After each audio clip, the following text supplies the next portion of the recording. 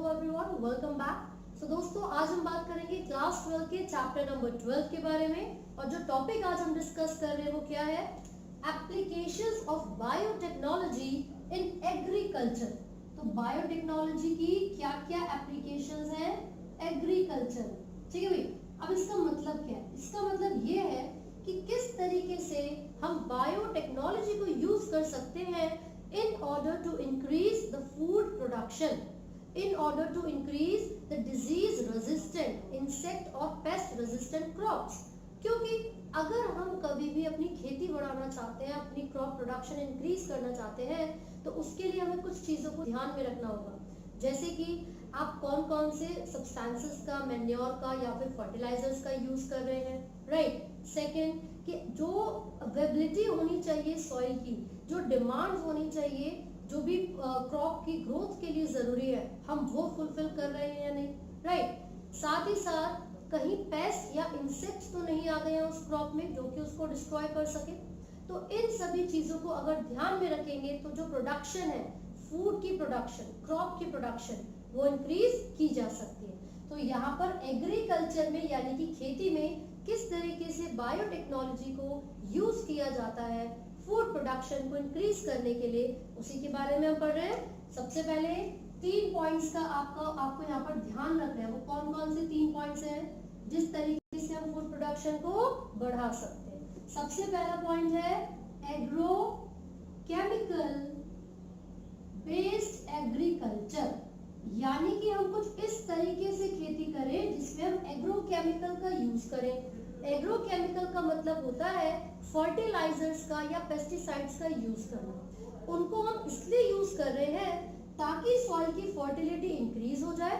और पेस्टिसाइड का यूज क्यों करेंगे? ताकि वो जो छोटे छोटे पेस्ट होते हैं जो पूरी खेती डिस्ट्रॉय कर देते हैं, उनको किल किया जा सके।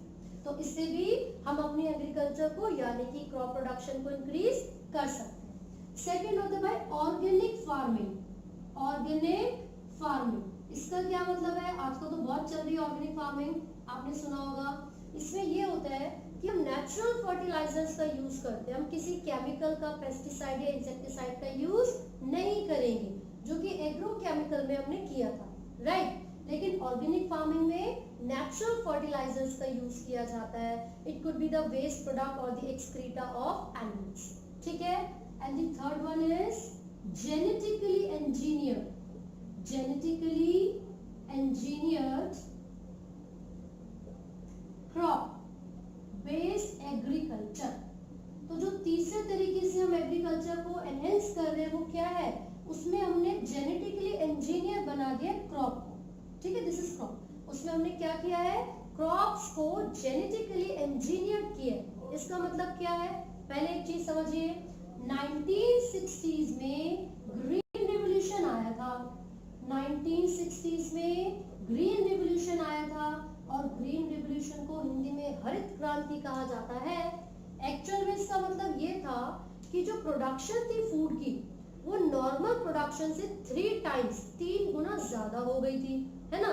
तो उसका मतलब तो ये होना चाहिए कि जितनी भी पॉपुलेशन है ह्यूमन की, कोई भूखा ना मरे, सबको एप्रोप्रिएट अमाउंट में फूड मिले, है ना। लेकिन क्योंकि पॉपुलेशन ही इतनी इंक्रीज हो रही है ह्यूमन की कि जो उनकी डिमांड है वो खत्म ही नहीं हो पा रही है। तो जो साइंटिस्ट हैं, जो रिसर्चर्स हैं या जो फार्मर्स हैं, उन्होंने अलग अलग तरीके की टेक्निक्स को यूज किया यही करने के लिए कि प्रोडक्शन इतनी इंक्रीज हो सके कि जितनी भी ह्यूमन की पॉपुलेशन है उनकी डिमांड को सफिशिएंटली, प्रॉपर तरीके से फुलफिल किया जा सके, राइट। इसीलिए इन टेक्निक्स का अलग अलग तरीके से यूज किया जाता है क्रॉप प्रोडक्शन को बढ़ाने के लिए, जिसमें से genetically engineered is one of them. और इसका मतलब क्या है? इसमें हम करते क्या है? इसमें चाहे प्लांट्स हो, बैक्टीरिया हो, एनिमल्स हो या फिर कोई दूसरा ऑर्गेनिज्म हो, हम उसके जीन्स को मॉडिफाई कर देते हैं बाय मैनिपुलेशन, ठीक है। फिर से सुनिए, किसी भी प्लांट्स के, बैक्टीरिया के या फिर एनिमल्स के अगर जीन्स को मॉडिफाई कर दिया जाता है बाय मैनिपुलेशन, तो इस तरीके के ऑर्गेनिजम्स को जेनेटिकली मॉडिफाइड ऑर्गेनिजम्स कहते हैं, ठीक है। प्लांट्स, बैक्टीरिया या बाकी एनिमल्स जिनके जीन्स को मॉडिफाई कर दिया गया है by manipulation of their genetic material, these organisms are called genetically modified organisms. तो हमने शॉर्ट में क्या बोला है, GMO, जेनेटिकली मॉडिफाइड ऑर्गेनिज्म। लेकिन हमें क्या फायदा मिला इन मॉडिफाइड ऑर्गेनिज्म से या प्लांट से या एनिमल से? तो मैं यहाँ पर आपको कुछ बेनिफिट्स बताऊंगी, कुछ यूजेस बताऊंगी कि प्लांट्स के जीन्स को मॉडिफाई करने से हमें क्या क्या बेनिफिट मिला है। ठीक है, तो सबसे पहले हम नोट डाउन कर रहे हैं, ये चीजें हमें पता चल गई है। प्लांट्स, जेनेटिकली मॉडिफाइड प्लांट्स से हमें क्या क्या बेनिफिट्स मिले हैं। चलो तो फटाफट से एक बार देख लेते हैं क्या फायदे मिले भाई।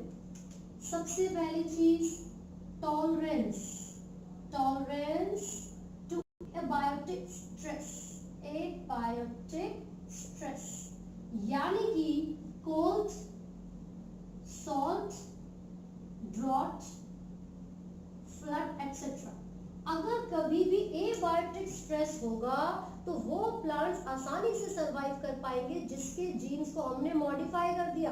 यानी कि जो जेनेटिकली मॉडिफाइड प्लांट्स होंगे उनके अंदर एबायोटिक स्ट्रेस को टॉलरेट करने की, सहन करने की क्षमता ज्यादा होती है। तो फायदे वाली बात है ना, जल्दी खराब नहीं होंगे, डैमेज नहीं होंगे।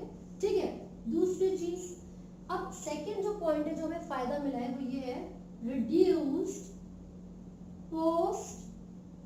Post harvest losses. पहले क्या होता था, जब कटाई करते हैं, जब हार्वेस्ट को यानी कि खेती को निकालते हैं तो उसमें काफी ज्यादा नुकसान हो जाया करता था, लेकिन अब हम उस चीज से बच चुके हैं क्योंकि वो जो लॉस है वो रिड्यूस हो चुका है। साथ ही साथ जो डिपेंडेंसी होती है, जो निर्भरता होती है, जो रिलायंस होती है प्लांट्स की पेस्टिसाइड के ऊपर, वो कम हो गई है। रिड्यूस्ड रिलायंस ऑन पेस्टिसाइड्स, यानी कि पेस्टिसाइड्स के ऊपर जो डिपेंडेंसी थी, इसका मतलब है डिपेंडेंसी, निर्भरता।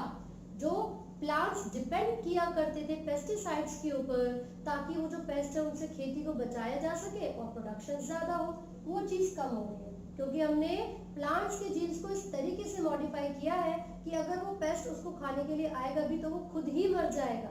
ठीक है, फोर्थ क्या हो सकता है, फोर्थ यहाँ पर पॉइंट जो आपके एनसीईआरटी में गिवन है वो ये है कि जो प्लांट्स हैं उनकी जो मिनरल यूज करने की एफिशिएंसी है, जो क्षमता है, उसको इंक्रीज कर दिया गया।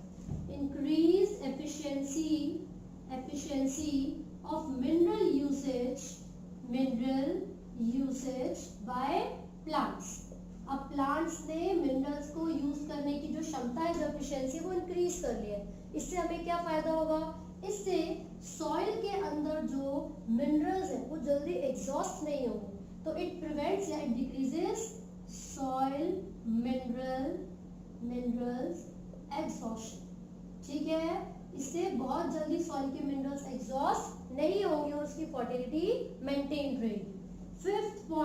Fifth and most important point is कि जो ये प्लांट्स हैं उनके अंदर हमने जो न्यूट्रिएंट्स का अमाउंट है उसको इंक्रीज कर दिया। किसको इंक्रीज कर दिया, increase the amount of nutrients. For example vitamin A enriched golden rice, क्योंकि जो गोल्डन राइस है वो जेनेटिकली मॉडिफाइड प्लांट से ऑब्टेन किए गए हैं। ठीक है, और किस तरीके से हमने उसको मॉडिफाई किया है, इस तरीके से मॉडिफाई किया है कि उसके अंदर विटामिन ए का कंटेंट बहुत ज्यादा हो। ठीक है, ये आई साइट के लिए भी इंपॉर्टेंट होते हैं, कई बार क्वेश्चन पूछ लेते हैं कोई ऐसा एरिया है जहाँ पर लोगों की आई साइट की प्रॉब्लम है तो आप इन चारों में से क्या चीज उनको सजेस्ट करेंगे, तो हम उनको गोल्डन राइस सजेस्ट करेंगे क्योंकि उसमें विटामिन ए की मात्रा काफी ज्यादा है। राइट, इन सब चीजों में तो कोई डाउट नहीं होगा, ये तो बहुत सिंपल है। अब आपको ये देखना है वो कौन से तरीके हैं जिससे हम प्लांट्स की जो ये प्रोडक्शन है उसको इंक्रीज कर पा रहे हैं, मतलब हम पेस्ट रेजिस्टेंट कैसे बना सकते हैं और इंसेक्ट रेजिस्टेंट कैसे बना सकते हैं। तो इन दोनों ही टॉपिक्स को हम डिस्कस करेंगे अपने वीडियोस में। तब तक आप यहाँ तक पढ़िए और जो भी डाउट्स आपको लगते हैं आप कमेंट्स में पूछ सकते हैं। And yes, do not forget to like, share and subscribe.